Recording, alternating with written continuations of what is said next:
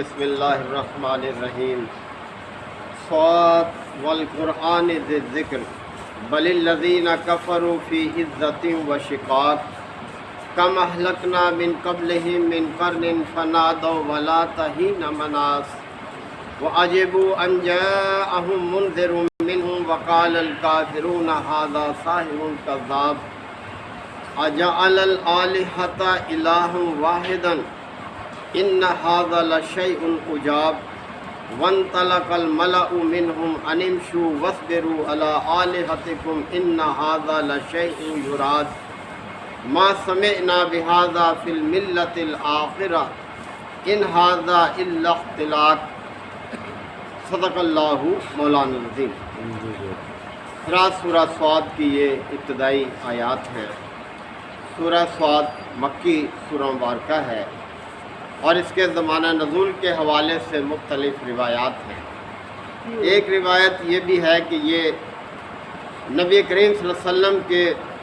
مکی دور کے اس حصے میں نازل ہوئی جب کہ آپ نے اللہ کے دین کی تبلیغ علی الاعلان شروع کی۔ آپ جانتے ہیں کہ آپ صلی اللہ علیہ وسلم کے ابتدائی 3 سال خفیہ تبلیغ کے ہیں کہ آپ نے خفیہ طور پر اپنے قریبی دوستوں کو، ساتھیوں کو، رشتہ داروں کو اللہ کے دین کی دعوت دی، اور پھر 3 سال کے بعد جب اللہ کا حکم ہوا تو آپ نے علی الاعلان اللہ کے دین کو لوگوں تک پہنچانا شروع کیا، اور سرداران قریش اس بات پر بڑے سیکھ پا ہوئے اور آپ کے خلاف پھر طرح طرح کی مخالفتیں جو ہیں وہ شروع ہو گئیں۔ ایک اور روایت یہ بھی ہے کہ حضرت عمر رضی اللہ عنہ کے ایمان لانے کے بعد یہ سورہ مبارکہ نازل ہوئی، اور حضرت عمر رضی اللہ تعالیٰ عنہ ایمان لائے ہیں ہجرت حبشہ کے بعد، یعنی 590 میں جب ہجرت حبشہ ہوئی تو اس کے بعد آپ ایمان لائے۔ اور ایک روایت یہ بھی ہے کہ ابو طالب کا جب آخری وقت تھا تو سرداران قریش اکٹھے ہوئے اور صلاح کی کہ چلو جا کر شیخ سے بات کرتے ہیں کہ وہ اپنے بھتیجے کو سمجھائے، ایسا نہ ہو کہ ہم پھر اس پر بعد میں ہاتھ ڈالیں تو لوگ کہیں کہ دیکھو جب تک شیخ زندہ تھا اس وقت تک تو لوگوں نے اس کے بھتیجے کو کچھ نہیں کہا، اور اس کے بعد جو ہے کوئی لحاظ اس کا نہیں کیا۔ تو بہرحال مختلف روایات اس کے نزول کے زمانے کے حوالے سے ہیں۔ صاد والقرآن ذی الذکر، صاد حروف مقطعات میں سے ہے، اور اس کا ایک مطلب ابن عباس اور ضحاک کی روایت کی بنیاد پر یہ بھی ہے کہ یہ سچائی کے لیے استعمال ہوا ہے، یعنی نبی کریم صلی اللہ علیہ وسلم جو سراپا سچائی کا مجسمہ، یعنی کبھی کوئی جھوٹی بات آپ کی زندگی میں کبھی کسی نے آپ سے منسوخ نہیں کی۔ والقرآن ذی الذکر، اور قسم ہے اس نصیحت بھرے قرآن کی۔ اللہ تعالیٰ نے اپنے اسی کلام کی قسم کھائی ہے جو سراپا نصیحت پر ہی مشتمل ہے، یعنی جس میں انسانوں کی بھلائی کی ہی باتیں ہیں کہ انسان اس کو قبول کریں گے تو ان کا اپنا بھلا ہے، دنیا میں بھی آخرت میں بھی۔ یعنی جو نصیحتیں بھی یہ قرآن کرتا ہے، انسان جب انہیں اپنائے گا، ان کو اختیار کرے گا تو وہ اعلیٰ شخصیت کا نمونہ بنے گا، اور جتنا اعلیٰ کردار کے لحاظ سے، معاملات کے لحاظ سے انسان ہوگا، اس کا اتنا ہی اچھا نتیجہ ہے، اس کا اتنا ہی اچھا انجام ہے،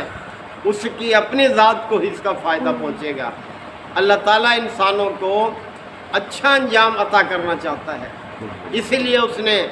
یہ ہدایت نامہ جو ہے بھیجا ہے کہ لوگ اس کو قبول کریں، اس پر عمل کریں۔ تو قسم ہے اس نصیحت بھرے قرآن کی، بل الذین کفروا فی عزۃ و شقاق، کہ بلکہ یہ منکرین حق، یعنی جنہوں نے اس کو قبول کرنے سے انکار کر دیا ہے، جنہوں نے اس پر ایمان لانے سے انکار کر دیا ہے، ان کے پاس کوئی معقول وجہ نہیں ہے۔ وجہ کیا ہے پھر؟ اس پر ایمان نہ لانے کی کہ وہ تکبر اور ضد میں مبتلا ہے، اور کوئی وجہ نہیں ہے۔ وہ اپنی بڑائی چاہتے ہیں، وہ ضد پر قائم ہیں کہ بس ہم تو اسی راستے پر رہیں گے جس پر ہم نے اپنے آباء و اجداد کو پایا، اور کوئی معقول وجہ ان کے پاس نہیں ہے اسے قبول کرنے کی، بلکہ ضد اور ہٹ دھرمی اور بڑائی تکبر یہی ان کے آڑے آ رہا ہے۔ کم اہلکنا من قبلہم من قرن، ان سے پہلے کتنی ہی قوموں کو ہم نے ہلاک کیا۔ یعنی یہ رویہ جو یہ اختیار کیے ہوئے ہیں، یہ رویہ پچھلی قوموں نے بھی اختیار کیا تھا اپنے پیغمبروں کے سامنے، تو دیکھیں کہ ان کا انجام کیا ہوا۔ تو یہ کوئی سبق حاصل نہیں کرتے؟ کتنی قوم، اس میں صورت میں بھی ذکر آئے گا مختلف قوموں کا، تو فرمایا جا رہا ہے، توجہ دلائی جا رہی ہے کہ دیکھو جو رویہ تم نے اختیار کیا ہے، ایسا رویہ سابقہ قوموں نے بھی اختیار کیا تھا، تو دیکھیں ہم نے ان کو ہلاک کر ڈالا۔ وہ کس طرح سے اپنے تدبیروں میں ناکام ہوئی، طرح طرح کی چالیں انہوں نے چلی پیغمبروں کے خلاف، کوئی چال ان کی کارگر نہیں ہوئی، اللہ کی تدبیر ہی غالب رہی، اور اللہ کے پیغمبر ہی سرخرو ہوئے، اور انہی کا ذکر خیر باقی ہے۔ فنادو، پس جب ان پر سخت وقت آیا تو وہ چیخ پڑے، پھر بلبلا اٹھے، ولا تحین مناس، اور وہ وقت پھر بچنے کا نہیں ہوتا۔ جب اللہ کی پکڑ آ جاتی ہے تو پھر کوئی بچ نہیں سکتا، کوئی کتنی ہی تدبیر کر لے، وہ وقت بچنے کا نہیں ہوتا۔ تنبیہ کی جا رہی ہے کہ ایسا وقت آنے سے پہلے تم اپنی اصلاح کر لو، اپنا رویہ بدل لو، اور اس رویے کو چھوڑ دو جو تم نے اختیار کیا ہوا ہے۔ وہ عجیبو، اور انہیں بڑا تعجب ہوا ہے، بڑی حیرانی ہوئی ہے اس بات پر۔ کس بات پر؟ ان جاءہم منذر منہم، کہ ان کے پاس ایک خبردار کرنے والا انہی میں سے آیا ہے، یعنی کوئی اجنبی نہیں ہے۔ نبی کریم صلی اللہ علیہ وسلم اسی مکہ کے افراد سے ہی تعلق رکھتے تھے، آپ کی رشتہ داریاں انہی میں تھیں، آپ انہی میں پلے بڑھے جوان ہوئے، آپ کا سارا کردار، آپ کی ساری جوانی ان کے سامنے تھی۔ اب تو آپ 40 سال سے تجاوز کر چکے تھے، یعنی جو دور ہوتا ہے کہ جس میں انسان کچھ غلط حرکتیں بھی کرتا ہے، اسی دور میں یعنی جوانی میں، بچپن سے جوانی کی طرف جب وہ جا رہا ہوتا ہے، لیکن آپ علیہ الصلوۃ والسلام کی یہ ساری زندگی، سارا دور بہت انتہائی پاکیزہ تھا، سب کے سامنے تھا۔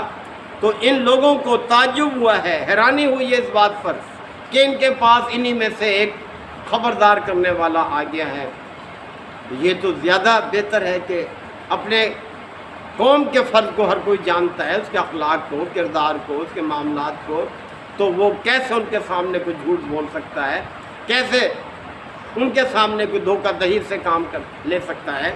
تو اس بات پر ان کو تعجب ہے کہ ان کے سامنے، ان کے پاس انہی کی قوم سے ایک فرد خبردار کرنے کے لیے آ گیا ہے۔ وقال الکافرون،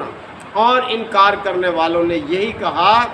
ھذا ساحر کذاب، نعوذ باللہ، کہ یہ شخص ساحر ہے اور کذاب ہے، یعنی جھوٹا ہے اور جادوگر ہے،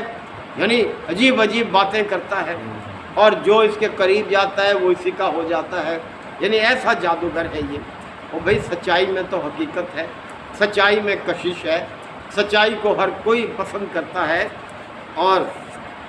آپ صلی اللہ علیہ وسلم جو باتیں پیش کر رہے ہیں وہ کوئی ایسی نہیں ہے کہ جو ناقابل قبول ہو۔ آپ نے کبھی جھوٹ نہیں بولا۔ تو کافروں نے یہی کہا آپ کی دعوت کے جواب میں کہ یہ شخص جادوگر ہے اور جھوٹا ہے۔ اجعل الآلہۃ الہ واحدا، کیا اس شخص نے سب معبودوں کو چھوڑ کر ایک ہی معبود جو ہے وہ بنا لیا ہے؟ یعنی کتنی عجیب بات ہے، یعنی ہمارے آباء و اجداد طرح طرح کے یہ معبود مختلف ہماری حاجتوں سے متعلق، یعنی 360 کے قریب بت تھے مکہ میں خانہ کعبہ کے اندر، جن کی وہ پوجا کرتے تھے، سیوا کرتے تھے۔ کہتے تھے یہ تو بڑی عجیب بات ہے، کہ سب معبودوں کی نفی کر کے اس نے ایک ہی معبود اختیار کر لیا، اسی کی دعوت دیتا ہے۔ ان ھذا لشیء عجاب، یہ تو بڑی ہی عجیب بات ہے، یعنی کیسے ہم مان لیں اس بات کو کہ سب معبودوں کو چھوڑ دیں؟ یعنی ان کے خون میں رچ گئی تھی یہ بات، ان کے اندر، ان کی فطرت میں یہ بات کہ یہ سب معبود جو ہیں یہ ہیں ہمارے کارساز اور یہی ہمارے مشکل کشا ہیں۔ تو انہوں نے ضد اور ہڑدنی، تکبر کی بنیاد پر آپ صلی اللہ علیہ وسلم کی دعوت کو جھٹلایا، اس کا انکار کر رہے تھے۔ اور پھر ایک وَانْطَلَقَ الْمَلَأُ مِنْهُمْ، اور نکل پڑے وہ سردار جو اکٹھے ہو کر آئے تھے اس بات پر ابو طالب کے پاس کہ آپ ہمارا کوئی تصفیہ کرا دیں، کوئی ہماری آپس میں بات طے کر دیں کہ یہ اپنے طرف اپنے معبود پر رہے، ہم اپنے معبودوں پر رہیں، یہ ہمارے معبودوں کو برا بھلا اور بے بس نہ کہے اور ہم پھر اس کو کچھ نہیں کہتے۔ تو جب آپ صلی اللہ علیہ وسلم کا وہ تاریخی جواب تھا، جب ابو طالب نے اپنے بھتیجے کے سامنے یہ بات رکھی کہ دیکھو یہ لوگ آئے ہیں، یہ مطالبہ کر رہے ہیں، تو آپ صلی اللہ علیہ وسلم کا وہ جواب تھا کہ اگر یہ سب لوگ میرے دائیں ہاتھ پر سورج اور بائیں ہاتھ پر چاند لا کر بھی رکھ دیں تب بھی میں اپنے اس کام سے باز نہیں آؤں گا، یعنی جو کچھ میں پیش کر رہا ہوں وہ حق ہے اور میں اپنی طرف سے پیش نہیں کر رہا، اس ذات کی طرف سے جس نے مجھے اس منصب پر فائز کیا ہے اور میرے ذمے یہ کام لگایا ہے، بھلا میں اپنی ذمہ داری سے کیسے پیچھے ہٹ جاؤں۔ تو یہ سن کر وَانْطَلَقَ الْمَلَأُ مِنْهُمْ، تو ان میں سے وہ جو سردار آئے تھے وہ اٹھ کھڑے ہوئے اور کہنے لگے انمشو، چلو بھائی کوئی یہاں بات نہیں بنتی ہماری، چلو اب یہاں سے، وَاصْبِرُوا، اور ڈٹے رہو اپنے معبودوں پر، قائم رہو، مت چھوڑو ان کو، عَلَىٰ آلِهَتِكُمْ، اپنے جو تمہارے معبود ہیں ان پر ڈٹے رہو، جمے رہو، إِنَّ هَٰذَا لَشَيْءٌ يُرَادُ، یہ تو بات جو کی جا رہی ہے کسی اور ہی مقصد کے لیے کی جا رہی ہے۔ یعنی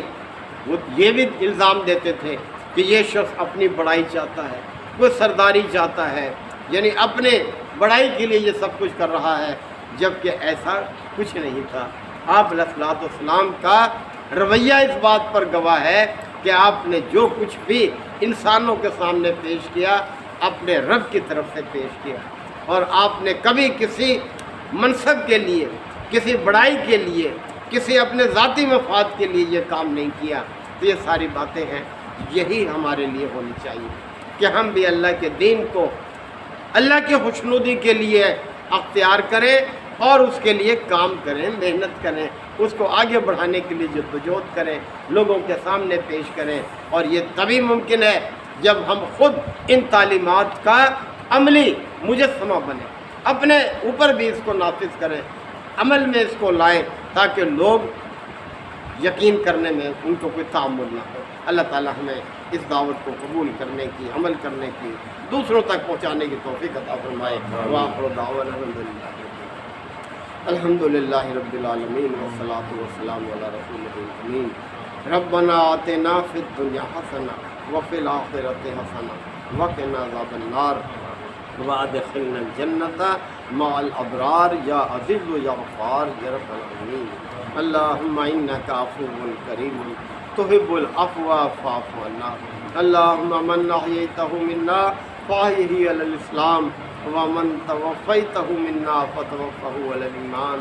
یا شافی الامراض اشف مرضانا ومرضى المسلمین، یا قاضی الحاجات اقض حاجاتنا وحاجات المسلمین۔ اللہم اعز الاسلام والمسلمین۔ ربنا تقبل منا انک انت السمیع العلیم وتب علینا انک انت التواب الرحیم۔ صلی اللہ تعالی علی خیر خلقہ محمد وآلہ وصحبہ اجمعین۔